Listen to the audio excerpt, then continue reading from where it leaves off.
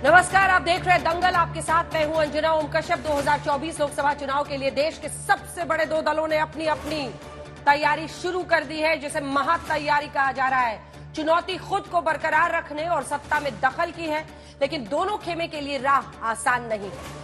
हालांकि बीजेपी की ओर से मोर्चा खुद प्रधानमंत्री मोदी ने संभाल ली है, तो वहीं खबर है कि प्रियंका गांधी पर कांग्रेस को रेस में आगे करने की जिम्मेदारी सौंपी जा सकती है, यानी प्रियंका का कद बढ़ाने की तैयारी चल रही है। सवाल है कि क्या मोर्चे पर मोदी फिर से कमाल करेंगे या कांग्रेस नए दमखम से 24 में चुनौती पेश करने में कामयाब होगी। बहस दोनों पक्ष की महा तैयारी को लेकर, लेकिन उससे पहले एक बड़ी खबर इस वक्त आ रही है विपक्ष की बैठक को लेकर, जो पहले शिमला में होने वाली थी, लेकिन शरद पवार की ओर से जानकारी आई है कि अब ये बैठक 13 और 14 जुलाई को बेंगलुरु में होगी।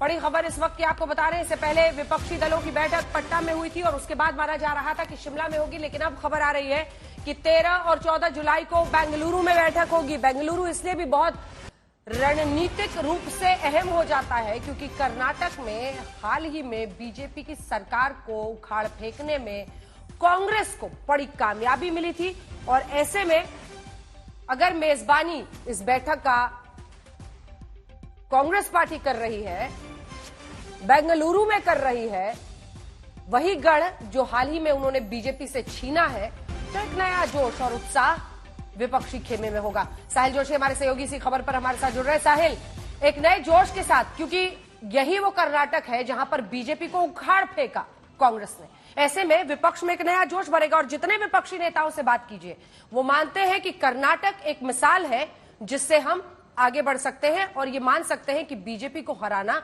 नामुमकिन नहीं है। बिल्कुल ठीक कहा आपने अंजना कि बेंगलुरु एक तरीके से विपक्ष के लिए एक नया संदेश लेकर आया था। जिस तरीके से कांग्रेस का वोट शेयर वहां पर बढ़ा और उसके बाद विपक्ष को लगता है कि हम बीजेपी को चैलेंज दे सकते हैं।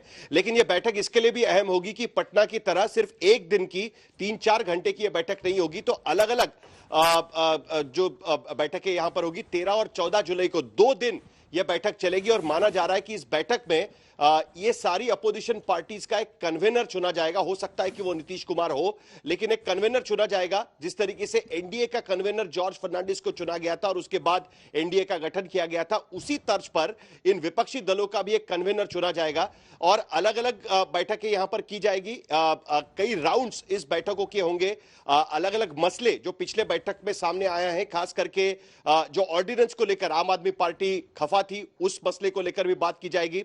जो यूनिफॉर्म सिविल कोड का मुद्दा है, उसको लेकर भी विपक्ष के अलग अलग लोग अलग अलग बयान दे रहे हैं। कुछ शरद पवार कह रहे हैं कि इस कानून को लेकर एक आम सहमति बननी चाहिए। आम आदमी पार्टी का एक अलग बयान इस पर आ चुका है, कांग्रेस का एक अलग बयान आ चुका है। उस पर भी एक विपक्ष की स्ट्रेटेजी शायद वहां पर तय होगी। और जो दिल्ली का ऑर्डिनेंस को लेकर जो सवाल उठे थे, उसको लेकर भी यहां पर बातचीत हो सकती है। तो कई राउंड्स मीटिंग के यहां पर होंगे और 2 दिन की यह बैठक होने जा रही है। धन्यवाद आपका साहिल जोशी हमारे साथ जुड़ने के लिए और जानकारी देने के लिए कि पटना के बाद अब शिमला नहीं बल्कि बेंगलुरु में विपक्षी दलों की बैठक होने वाली है, जिसमें तमाम ऐसे मुद्दे भी जिसमें वो आमने सामने है, उन सब पर चर्चा और समझौता किया जा सकता है। इधर शरद पवार, देश में धार्मिक विवाद पर पवार के निशाने पर मोदी, सभा में बजरंगबली की जय बोलने का असर होगा ही।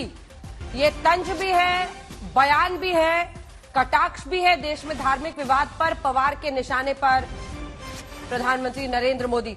हमेशा देखा गया है कि शरद पवार प्रधानमंत्री नरेंद्र मोदी के खिलाफ बोलने से सीधे तौर पर थोड़ा संकोच करते हैं, और प्रधानमंत्री ने तो कई बार देश की संसद में शरद पवार की तारीफ की है। लेकिन यह सीधा हमला कर्नाटक के मुद्दे पर, जहां बजरंगबली का नारा बुलंद किया था प्रधानमंत्री नरेंद्र मोदी ने, उस पर कटाक्ष शरद पवार का। आइए आपको दिखा देते हैं अपनी ये रिपोर्ट, जिसके जरिए आप ये समझ पाएंगे कि 24 के लिए कैसे बीजेपी और कांग्रेस दोनों ही खेमों में जबरदस्त तैयारी चल रही है, महा तैयारी जिसे कहा जा रहा है।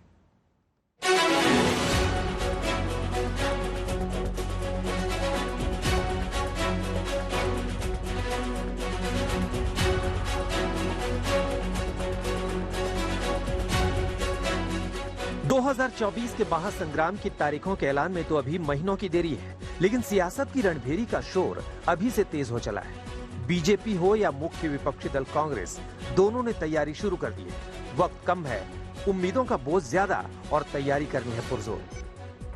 बीजेपी की पहचान चुनाव मशीन के तौर पर भी होती है और इस मशीन की घबराहट की आवाज सुनाई दे रही है। खुद प्रधानमंत्री मोदी सक्रिय हैं, और बुधवार देर रात तक उनके सरकारी आवास 7 लोक कल्याण मार्ग पर सरकार और संगठन स्तर में बड़े बदलाव को लेकर करीब 4 घंटे तक मंथन होती रही।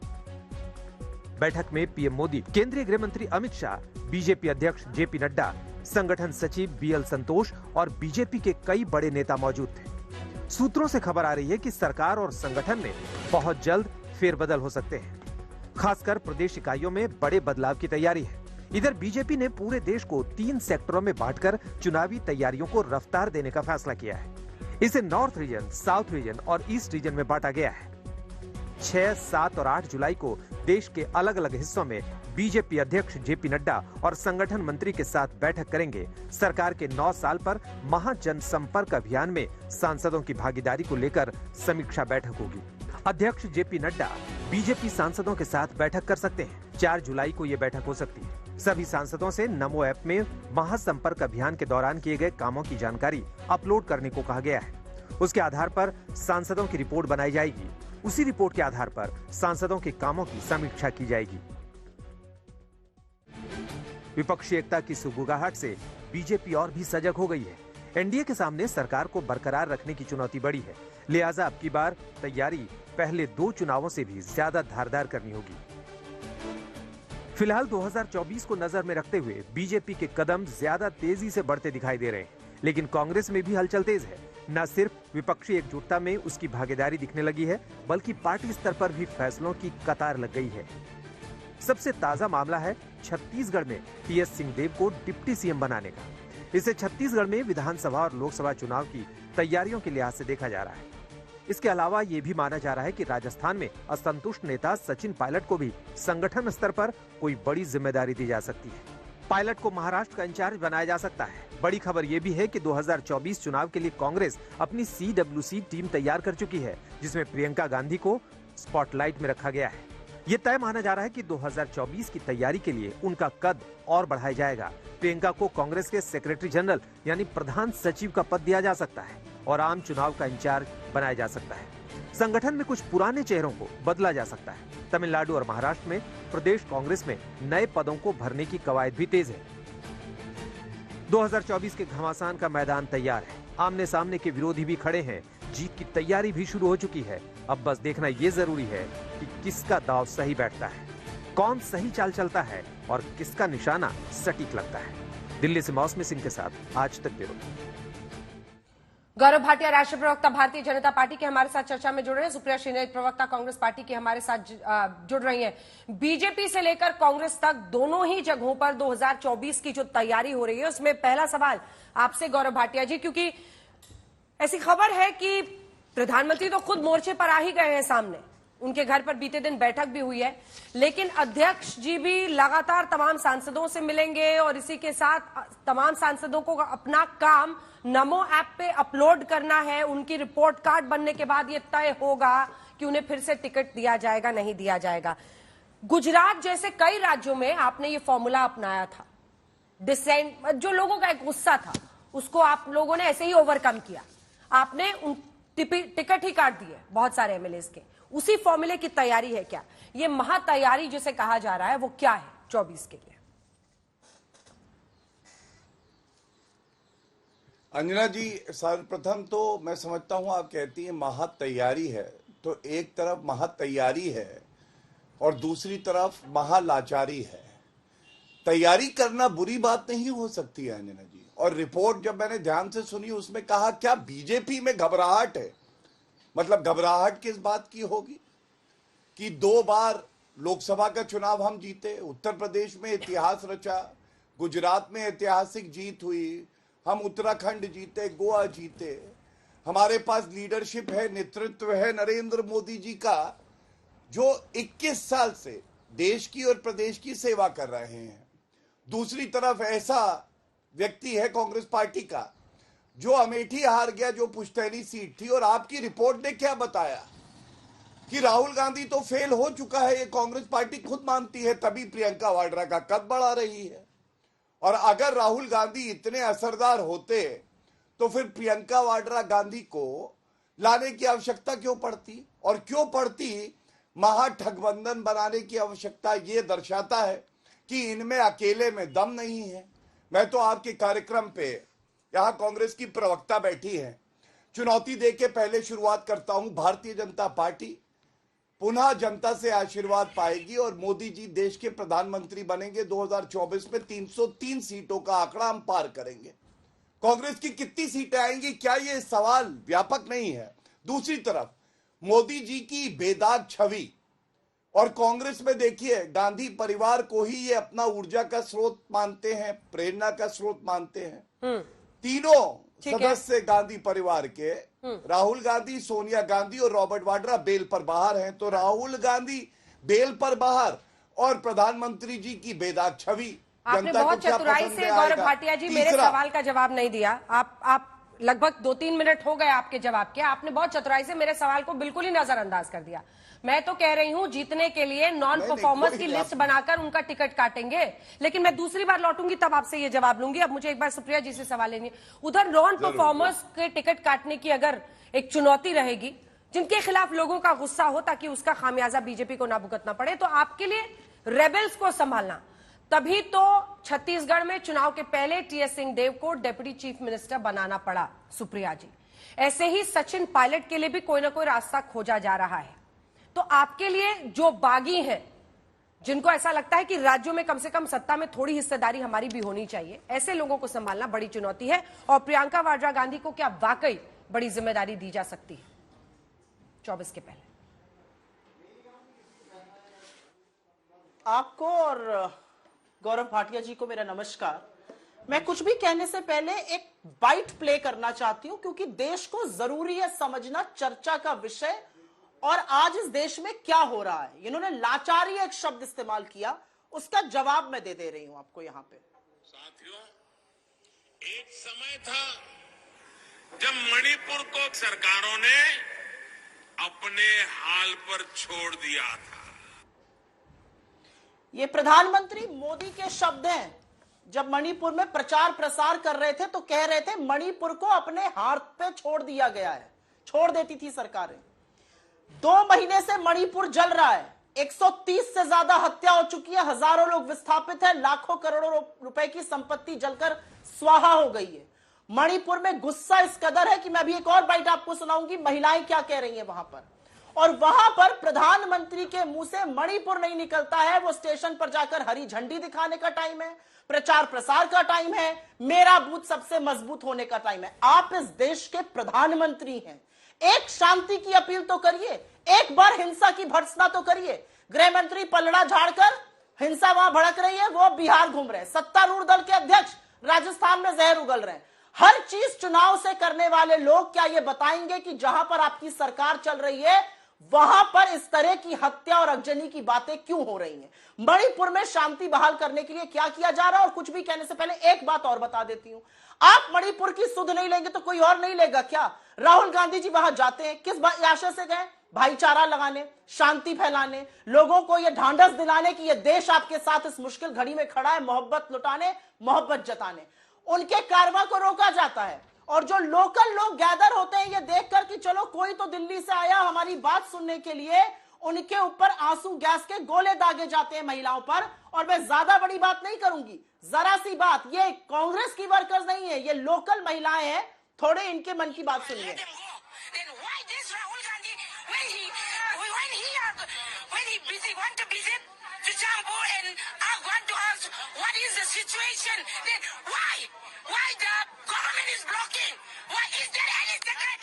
Why is the government blocking? क्यों मणिपुर की सरकार अवरोध और रोड़ा बन रही है? क्यों दिल्ली के हुक्मरान चुप हैं? क्यों बीरेंद्र सिंह को कंटिन्यू करने दिया जा रहा है? लॉ व्यवस्था पूरी तरह से ध्वस्त है। 130 लोगों की मौत की जिम्मेदारी किसकी है? सबसे पहले ये बताइए, चुनाव में कौन है, किसका क्या अपॉइंटमेंट होना, उसकी बातें हम करेंगे। भारतीय जनता पार्टी आप सत्तारूढ़ दल है, आप तथाकथित तरीके से वहां पर डबल इंजन की सरकार चला रहे हैं। आप हर जगह ट्रबल पैदा करने के लिए जाते हैं। मणिपुर में समस्या नहीं है, मिजोरम में भी समस्या है, नागालैंड में भी समस्या है, अरुणाचल में भी समस्या है, उसका कोई जवाब नहीं है। इनसे सिर्फ हरी झंडी रेल की दिखवा लो और मेरा बूथ सबसे उसका जवाब देना चाह रहे हैं। गौरव करते हैं आप लोग, कुछ नैतिकता भी दिखाइए। गौरव जी बिल्कुल दें। देखिए, मैंने सुना कांग्रेस की नेत्री कह रही थी कि ट्रबल करने जाते हैं झंडी हिलाते हैं। मैं केवल एक ही बात कहूंगा, संवेदनशील मुद्दा है, प्रवक्ताओं की और पार्टी की बहुत बड़ी एक जिम्मेदारी होती है। गृह मंत्री स्वयं संज्ञान लेकर बैठक करते हैं, सबसे बातचीत चल रही है और शांति वहां बहाल होगी और जैसा हमने पूर्वोत्तर राज्यों में विकास देखा है वो आगे बढ़ेगा। लेकिन मैं केवल एक लाइन कह के इस बात को अंत करूंगा, ये गिद्ध की राजनीति जो है, कश्मीर में हमने देखा राहुल गांधी ने जो वक्तव्य दिया था अनुच्छेद 370 हटने के बाद, पाकिस्तान के डोजियर पर उनका ही वक्तव्य था। हमने देखा किस तरह से लखीमपुर पहुंचे थे। उत्तर प्रदेश के विधानसभा चुनाव हुए, सुपड़ा साफ हो गया, 2 सीटें आई, 2। मैं केवल इतना कहूंगा, कभी कभी राजनीति से ऊपर उठकर ओछी हल्की घटिया हरकत मत करें और यह सोचे कि आप विपक्ष में चाहे हैं लेकिन सकारात्मक भूमिका क्या निभा सकते हैं। इस प्रश्न के साथ मैं उन्हें छोड़ देता हूं। अब जो आज की चर्चा का विषय है वो मैं जरूर बोलना चाहूंगा। देखिए अंजना जी, मैंने सवाल उठाया डंके की चोट पर, कहा 303 सीटों से ज्यादा आएंगी। मोदी जी आज पूरे विश्व में सबसे विश्वसनीय नेता हैं। कांग्रेस पार्टी अगर इतनी मजबूत है तो उसको दूसरों की जरूरत क्यों है, बैसाखी की जरूरत क्यों है? कितनी सीटें आएंगी? राहुल गांधी क्या विपक्ष का नेता है? उत्तर नहीं मिला, बल्कि आपकी रिपोर्ट ने यह दिखाया प्रियंका वाड्रा गांधी को लाया जा रहा है। इसका मतलब राहुल गांधी नामक गुब्बारा पहले तो छेद थे, अब फट चुका है, इसीलिए दूसरी नेत्री को लाया जा रहा है। और इनके ही नेता हैं आचार्य प्रमोद कृष्णम, उनका एक बयान आया था और पार्टी में वो बने हुए, उन्होंने कहा था कि ये बुझे हुए चिराग नरेंद्र मोदी जी और भाजपा को नहीं हरा सकते। अब राहुल गांधी को बुझा हुआ चिराग क्या कह रहे हैं? दूसरी बात, आप देखिए, विचारधारा बहुत जरूरी होती है किसी भी गठबंधन के लिए और किसी भी पार्टी के लिए। क्या ये सत्य नहीं है कि इनके पास ना नेतृत्व है ना विचारधारा? और मैं क्यों कहता हूं, जब बिहार में बैठक चल रही थी महागठबंधनों की, तो उस वक्त अधीर रंजन चौधरी ने कहा था कि टीएमसी ये चोरों की पार्टी है। तो क्या चोरों के साथ बैठ के कांग्रेस कोई डकैती डालने का प्लान बना रही थी? उसके बाद ठीक है, क्या यह सत्य नहीं है कि ईडी की कार्रवाई सोनिया गांधी के खिलाफ होती है, राहुल गांधी के खिलाफ होती है, छाती पीटते हैं? मनीष सिसोदिया को गिरफ्तार किया गया, इन्होंने स्वागत किया, और उसी अराजक अपराध पार्टी आपके साथ बैठ के ये सोचते हैं कि ये नरेंद्र मोदी जी को हरा देंगे। ठीक है, मैं केवल एक बात कहूंगा, पहले कम से कम जो राष्ट्रीय मुद्दे हैं, जैसे यूनिफॉर्म सिविल कोड है, आपका कार्यक्रम खत्म हो जाएगा। अंजना जी, चुनौती है। डॉक्टर BR अंबेडकर के शब्द हैं कि यूसीसी अनिवार्य है, संविधान कहता है। इनमें इतना दमखम नहीं है कि कांग्रेस का स्टैंड बता दे। और वजह क्या है? लागू तो नहीं किया, 55 साल सत्ता में रहे। स्टैंड भी इसलिए नहीं बताते हैं क्योंकि ये सांप्रदायिक राजनीति करते हैं, तुष्टीकरण की राजनीति करते हैं, और इनको लगता है देश का हित हो या हित, लेकिन पार्टी का हित होना चाहिए। चुप रहो, मुसलमानों के वोट लेने। सुप्रिया जी, अब वो सवाल जो पहले पिछली बार मैंने आपसे पूछा और आपने उसका जवाब नहीं दिया, क्या 2024 के लिए आप बागियों को किसी न किसी तरीके से फुसलाने में लग गए हैं, जैसे टीएस सिंहदेव को आपको डेप्यूटी चीफ मिनिस्टर चुनाव के पहले बनाना पड़ा? दूसरी तरफ वो कह रहे हैं कि क्या कांग्रेस पार्टी को अपने दमखम पर भरोसा नहीं है, आप दूसरी पार्टियों के सहारे हैं। आम आदमी पार्टी को लेकर आपका क्या स्टैंड है? दूसरी तरफ यूसीसी को लेकर क्या स्टैंड है? मैं इन सब बातों का जवाब दूंगी, लेकिन बात करते करते इन्होंने कहा राष्ट्रीय मुद्दों पर चर्चा होनी चाहिए। तो इनके अकॉर्डिंग भारत का एक हिस्सा अगर जल रहा है मणिपुर, पिछले 2 महीने से 130 भारतवासियों की जान चली गई है, वो राष्ट्रीय मुद्दा नहीं है, क्योंकि वो तो पूर्वोत्तर का राज्य, उसके बारे में क्या चर्चा करनी है? वो उतना ही राष्ट्रीय मुद्दा है जितना कोई और है। और नहीं, जिसको आप गिद्ध की राजनीति कहते हैं ना, वो हमारा परम कर्तव्य है, आपका भी होना चाहिए। जब 1946 में महात्मा गांधी नोआखली चले गए और वहां पर हिंसा को थामा, तो वो उनका कर्तव्य था। जब 1948 में नेहरू उतर गए कनॉट प्लेस में, हिंसा और दुकानें जलाई जा रही थी और हिंसा को थामा, वो उनका कर्तव्य था। जब 1977 में बेलछी में नरसंहार हुआ और 11 दलितों की हत्या हुई, तो इंदिरा जी वहां गई और उस नरसंहार को खत्म करवाया, शांति बहाल करी, वो उनका कर्तव्य था। और 2023 में जब राहुल गांधी जी वहां गए हैं, उनका कर्तव्य है कि वो लोगों के साथ खड़े हो। आप अपना राजधर्म भूल गए, हम नहीं भूले। ये हमारे लिए उतना ही बड़ा राष्ट्रीय मुद्दा है जितना कोई और। आपने मुझसे एक सवाल पूछा अंजना जी, और उस सवाल का मैं डायरेक्ट जवाब देती हूं कि हम अपने बल पर, भाई भारतीय जनता पार्टी को घटक दल इनके लगातार छोड़ छोड़ कर जा रहे हैं, चाहे वो शिवसेना हो, चाहे वो शिरोमणि अकाली दल हो, चाहे वो जेडीयू हो, इनके पुराने सहयोगी। तो ये हमारी गलती तो नहीं है। आपको अपने गिरेबां में झांक कर देखना है कि ऐसा क्या हुआ कि आपके पुराने संगी साथी 19 घटक दलों ने एनडीए का परित्याग किया है। 1-2 नहीं, 19 लोगों ने। क्यों किया है? मुझे लगता है हिंदुस्तान की राजनीति का एक असलियत है कि आज रीजनल पार्टीज हैं, उनके वजूद को आप नकार नहीं सकते। और अगर समूचा विपक्ष खड़ा होकर आपके सामने, विपक्ष मजबूत है, खड़ा होकर आपसे सवाल पूछता है, आप बगले झांकने लगते हैं, आप खुद सदन नहीं चलने देते, अवरोध पैदा करते हैं, यह है एक समूचे विपक्ष की ताकत, तो बिल्कुल हम असलियत से भागेंगे नहीं। एक रीजनल पार्टीज का उभरना असलियत है। आप रीजनल पार्टीज को खा जाना चाहते थे, उन लोगों ने आपको धता बता दिया, आपका साथ छोड़ दिया, अब आप उसके बारे में जवाब नहीं देंगे। मुझे लगता है कि आपने जिन लोगों का नाम लिया, चाहे टीएस सिंहदेव जी हो या किसी और का, मुझे लगता है ये प्लेसमेंट्स और ये सारी चीजें तो हर पार्टी में होनी चाहिए, अच्छी बात है। हम इनकी तरह थोड़ी कहेंगे कि नरोत्तम मिश्रा और शिवराज सिंह चौहान की बोलचाल नहीं है, बीच में मत बोलिए। हम ये थोड़ी कहेंगे योगी जी के खिलाफ 200 एमएलए बैठ के प्रोटेस्ट कर रहे थे। हम ये थोड़ी कहेंगे कि पाटिल जी और रूपानी जी के समय में बातचीत नहीं थी। हम ये थोड़ी कहेंगे कि राजस्थान में एमएलए के मुंह से माइक छीन लिया जाता है क्योंकि वो दूसरे खेमे का था। अरे ठीक है, होता है, इसमें आपको एडजस्टमेंट्स करने पड़ते हैं, अच्छी बात है। मुझे लगता है भूपेश बघेल बहुत अच्छी सरकार चला रहे हैं, उनको एक टीएस सिंहदेव जैसा डेप्यूटी मिला है, और भी अच्छी बात है। हम कठपुतलियों की तरह यहां बैठकर 3-3 मुख्यमंत्री नहीं उत्तराखंड के बदल देते या गुजरात के चुनाव के पहले। हम काम करेंगे, काम के बेसिस पर उस रिपोर्ट कार्ड पर लोगों के पास जाएंगे, बरगलाएंगे नहीं, घबरवाएंगे नहीं लोगों को, लेकिन जो लोग मुश्किल में हैं उनके साथ खड़े रहने की कसम हमने खाई है। भारत हम जोड़ के रहेंगे, आप कितना भी तोड़ना चाहिए। मणिपुर पर जवाब नहीं दे पाएंगे, मणिपुर पर बगले झांकने लगेंगे, कहेंगे राष्ट्रीय मुद्दों की बात करो। मणिपुर राष्ट्रीय मुद्दा नहीं है, क्या बात करते हैं ये लोग। गौरव जी,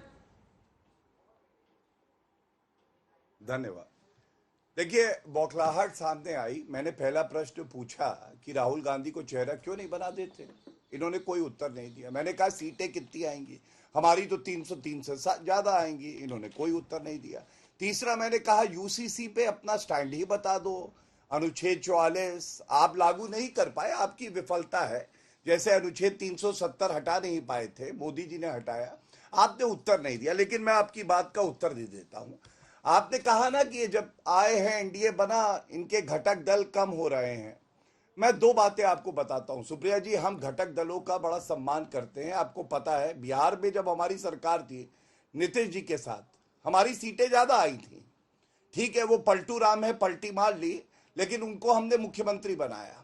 और इसी तरह से आपने देखा है, हमने महाराष्ट्र में भी बड़ी पार्टी थे, हम अपना हक मांग रहे थे, जो गठबंधन हुआ था वो कर रहे थे, लेकिन सम्मान दे रहे थे। चले गए, कोई बात नहीं। उद्धव ठाकरे, मैं तो आपसे ये पूछूंगा, आपकी विचारधारा पे ही तो सवाल उठाया मैंने। क्या उद्धव ठाकरे ने ये नहीं बोला कि वीर सावरकर जी का अपमान करोगे तो सहा नहीं जाएगा? और राहुल गांधी रोज अपमान करते हैं। आप गॉडसे की बात करती हैं, बाबूलाल चौरसिया मध्य प्रदेश में कमलनाथ के साथ खड़े हैं, पार्टी ज्वाइन कर लेते हैं। अगर दमखम हो, मुंह में जबान हो, तो इसका उत्तर दे दीजिए। बाबूलाल चौरसिया को पार्टी से कब निकाल रहे हैं? तीसरी बात मैं बताता हूं गौरव जी, अंजना जी, ये सवाल क्या आपने भी महबूबा मुफ्ती के साथ सरकार बनाई थी, तो इन सवालों का कोई मतलब होता नहीं है। जब एक कॉमन एजेंडा बनता है, आपने भी सरकार इसलिए बनाई थी, सरकार बनाई थी ना आपने महबूबा मुफ्ती से।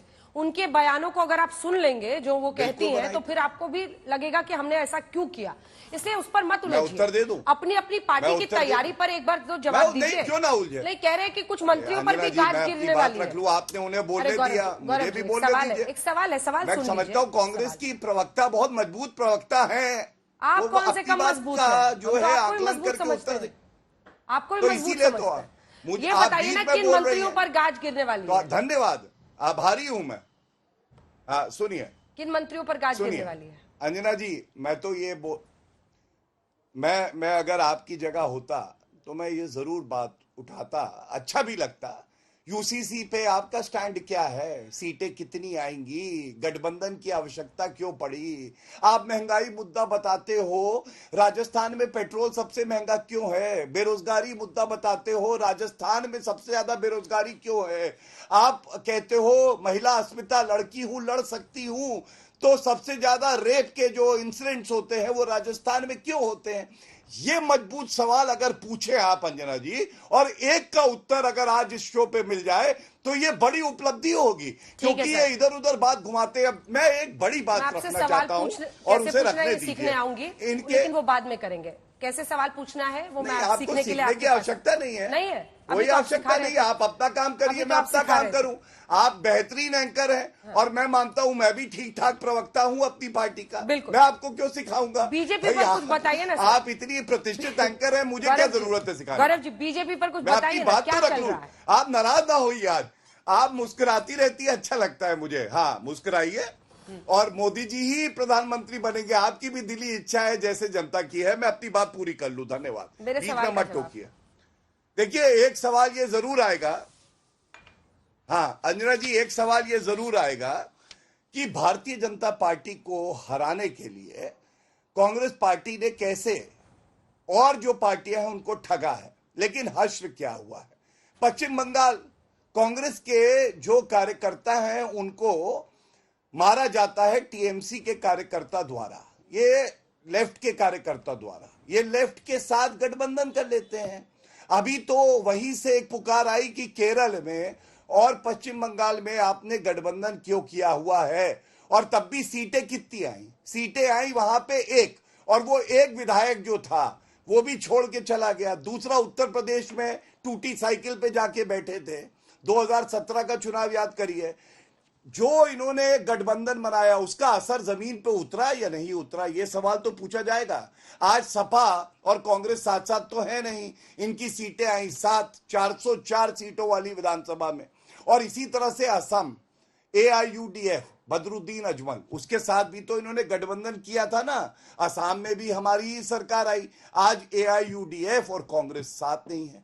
ये सहूलियत की राजनीति करते हैं अंजना जी, विचारधारा का जोड़ नहीं है। मोदी जी की नफरत का गोंद इन्हें चिपकाता है। चुनाव खत्म होते हैं, अपने अपने रास्ते में चले जाते हैं। और इसीलिए मैं कहता हूं 2024 में आप देखिएगा double digit party, single digit party बनेगी। और ये जो उपलब्धि होगी ये होगी राहुल गांधी की।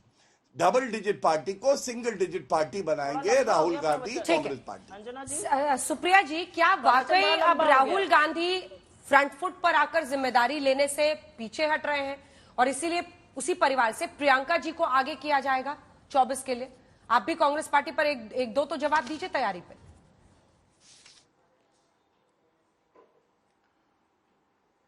राहुल गांधी वो व्यक्ति हैं जिन्होंने 4000 किलोमीटर पैदल नाप दिए इस देश के जिद से कि मैं इस देश को जोड़कर रहूंगा, और उनके हर शब्द, उनके हर वक्तव्य पे पूरी सरकार, सारे ट्रोल मंत्री बनकर, सारे प्रवक्ता, सारे एमपी टूट पड़ते हैं। तो राहुल गांधी कितना बड़ा चेहरा है वो भाजपा के रिएक्शन से आपको पता चल जाना चाहिए। मुझे ये बोलने की जरूरत नहीं है, मेरे नेता है, मेरे इंस्पिरेशन है और मुझे रोज ऐसे अन्याय के खिलाफ लड़ने के लिए प्रेरित करते हैं। वो कितना बड़ा चेहरा और उनका क्या वजूद है वो भाजपा के राहुल गांधी के खिलाफ रिएक्शन से हो जाता है। वो मणिपुर पहुंचते हैं, उनको रोका जाता है। प्रियंका गांधी बिल्कुल लोकप्रिय नेता है, बहुत पॉपुलर है। उन्होंने एक मुश्त प्रधानमंत्री को हर बार कर्नाटक में चुप करा दिया जब प्रधानमंत्री इधर उधर की बातें बोल, और यूपी में, और बिल्कुल उनका बड़ा रोल होगा और होना भी चाहिए। लेकिन यह कह देना, रुक जाइए बता रही हूं, लेकिन यह कह देना कि क्या सही और क्या गलत। अरे 4.25 मिनट का प्रवचन इनका सुना, मुझे भी थोड़ा बोलने का मौका दीजिए। राहुल गांधी की हैसियत ये अच्छी तरह से जानते हैं, इसमें मुझे बोलने की जरूरत नहीं है। इनके असलियत, अब इनका चाल चरित्र और चेहरा। आज नीतीश बाबू पलटू राम हो गए, जब तक इनके साथ थे सुशासन बाबू थे, आज वो पलटू राम हो गए। ये इनकी असलियत है। महबूबा बहन जब तक इनके साथ है तो महबूबा बहन है, नहीं तो वो गैंग की एक सदस्य हो जाती हैं। इनकी असलियत यह है कि इनके मंत्री गिरिराज सिंह और इनके पूर्व मुख्यमंत्री उत्तराखंड के तीरथ जी गोडसे को सपूत बुलाते हैं भारत माता का, और प्रधानमंत्री यूएन में गांधी के सामने नतमस्तक होते हैं। ये तो इनकी दोमुही बातें हैं, ये इनका पाखंड है। उसका भी थोड़ा पर्दाफाश होना चाहिए। अरे इतना गांधी से प्यार अगर वास्तव में है तो लाइए और गांधी की चर्चा करिए, गांधी की बात करिए। आपको मैं साधुवाद देती हूं क्योंकि आप तो नाथूराम गोडसे मुर्दाबाद का नारा लगा चुके हैं। एक बार भाजपाइयों से भी लगवाइए, गिरिराज सिंह से भी लगवाइए और तीरथ जी से भी लगवाइए। इन्होंने बात करी बहुत बड़ी बड़ी। आज दो ही चर्चा होनी चाहिए। 100 रुपए किलो पर टमाटर है प्रभु, शतक वीर कितने शतक लगाओगे? पेट्रोल 100 के पार, सरसों का तेल में डबल सेंचुरी, टमाटर को भी 100 के पार करा दिया। 500 रुपए सिलेंडर मिल रहा है राजस्थान में। राजस्थान की चर्चा करना चाहते हैं तो असलियत यह है कि आपके खेमे में लगी हुई है आग, आपके खेमे में मची हुई है भगदड़। मणिपुर जल रहा है, प्रधानमंत्री सबसे मजबूत बूथ की बात कर रहे हैं और रात को बैठ के मीटिंग कर रहे हैं। ये कितने मंत्री बदल ले, ये अब कुछ भी कर ले, बात बनने वाली नहीं है। जनता बात समझ चुकी है। जनता को समझ में आ चुका है कि मुद्दे महंगाई, बेरोजगारी, आर्थिक असमानता, टमाटर का शतक लगना, अडानी का महास्कैम, चीन का अंतर घुसना, पूर्वोत्तर राज्यों का जलना, मिजोरम असम में गोली चल रही है, अरुणाचल में चीन घुस गया है, नागालैंड से इन्होंने क्या समझौता किया, अलग झंडा अलग झंडा, हमें किसी को नहीं पता है। और मणिपुर में जो चल रहा है वो दिख रहा है। तो असलियत की बात यह है कि इन लोगों से जब मुद्दों की बात करो तो इधर उधर भागते हैं। भागिए मत, हम हर मुद्दे पर आपको घेरेंगे और आपको बख्शेंगे नहीं। और जो आपकी हवाइयां गायब हैं, जो आप मुद्दों से भटकाना चाहते हैं, वो साफ दिख रहा है कि हार सामने नजर आ रही है। अगर नजर नहीं आ रही होती तो 9 साल सत्ता में रहने के बाद प्रधानमंत्री आक्षेप न लगाते, अपना रिपोर्ट कार्ड दिखाते। आज भी आक्षेप लगाते हैं। विपक्ष के नेता है या प्रधानमंत्री है इस देश के, ये बताने का कष्ट कीजिएगा क्या? गौरव जी, शतकवीर 9 साल बाद वही झुंझुना महंगाई के मुद्दे पर। हाँ, बिल्कुल, मैं महंगाई पे भी आ जाता हूँ।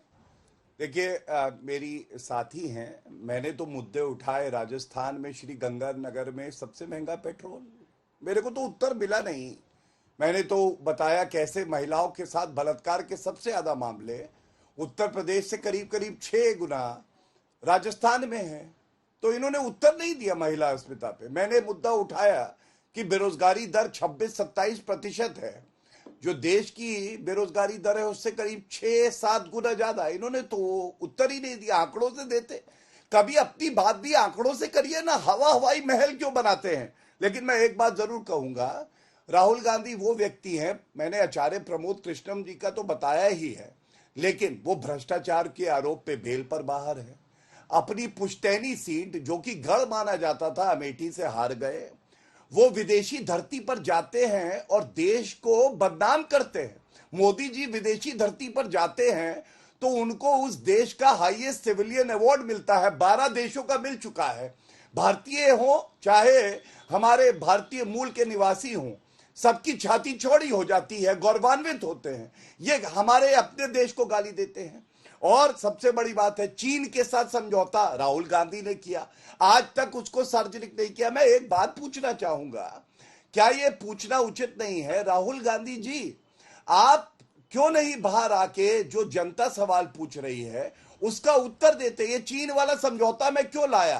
क्योंकि चीन बहुत अहम मुद्दा है। नरेंद्र मोदी जी के मजबूत नेतृत्व में हमने सुनिश्चित किया कि चीन को उसकी हैसियत पता चले और जमीन देके और एमओयू पे हस्ताक्षर करके देश के जो गुप्त बातें हैं वो चीन के साथ साझा करना, टेंट के नीचे हक्का नूडल खाना, ये तो राहुल गांधी का काम है, इसलिए सवाल पूछा जाता है। मैं एक बात और कह दूं, देखिए हमें ये बात समझनी होगी अंजना जी, जो 2024 का चुनाव है, भारत जिस प्रगति के रास्ते पर चल रहा है और हमने देखा जो ऐतिहासिक काम है जो कांग्रेस करने में विफल रही, जैसे अनुच्छेद 370 को निष्क्रिय करना नहीं कर पाई, मोदी जी ने किया। नेशनल वॉर मेमोरियल, कर्तव्य पथ, 1 रैंक 1 पेंशन, जीएसटी लागू करना है, भव्य राम मंदिर बनना है, पीएफआई जैसे संगठन को बैन करना है, Balakot air strike, surgical strike. ये क्या दर्शाता है?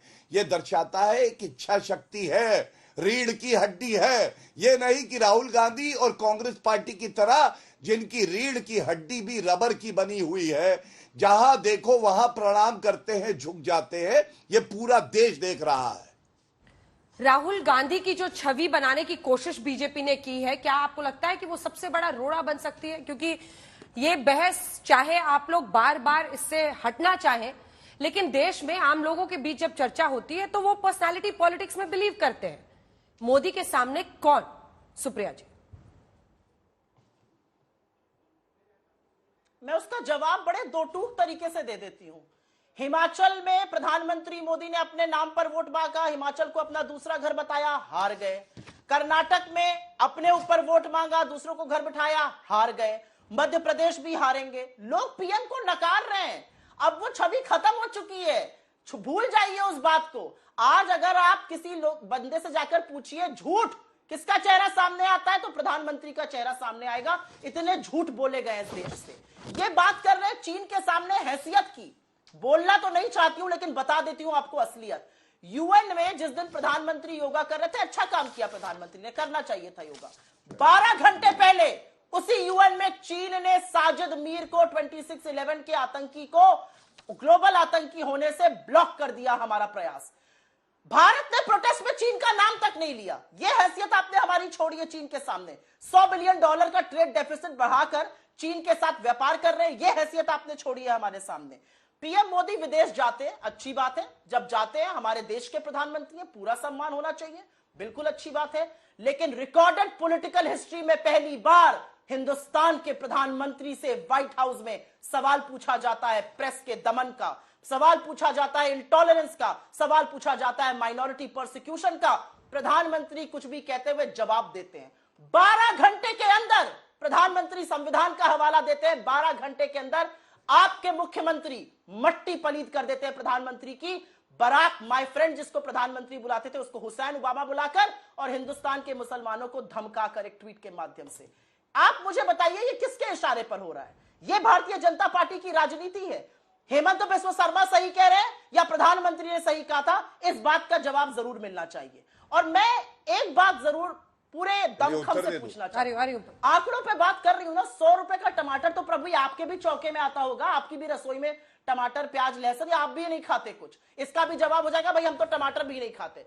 100 रुपए का टमाटर है, शतक आपने पेट्रोल को लगाया हुआ है, दोहरा शतक सरसों का तेल है। क्या बातें करते हैं आप लोग? मुद्दे की बात कब करेगा? और राहुल गांधी की जिस छवि की आप बात कर रही है ना अंजना जी, करोड़ों रुपए लगाकर राहुल गांधी जी की छवि को धूमिल करने का प्रयास किया भारतीय जनता पार्टी ने। लेकिन यह देश जान चुका है कि राहुल गांधी वो व्यक्ति है जो कालिक लगे कपड़ों से भी लोगों को गले लगाने में अचकचाते नहीं है। यह देश यह भी जान चुका है कि करोड़ों रुपए और बहुत सारे मीडिया प्रबंधन के बावजूद प्रधानमंत्री की रंगी पुती छवि पूरी तरह से ध्वस्त हो चुकी है। असलियत सबके सामने आ चुकी है। झूठ बोलिए तो चेहरा सामने प्रधानमंत्री का नजर आता है। यह दुर्भाग्य। गौरव जी वो सीधा पीएम पर हमला कर रही है। देखिए, मैं इनकी बात सुन रहा था। पहले तो ये लगता था कि इनसे प्रतियोगिता करें, कुछ इनकी बातों का उत्तर दें। चर्चा में मैं एक बात समझ गया, अंदर से बौखलाई हुई है, तरस आने लगा मुझे।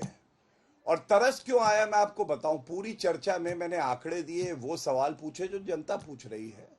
मुझे किसी भी आंकड़े का दुरुस्त उत्तर कि वो आंकड़ा गलत है या हमने बेहतर किया आपने खराब किया है, इन्होंने बताया नहीं। टमाटर की बात कर डाली तो टमाटर पे मैं जवाब जरूर दे देता हूं।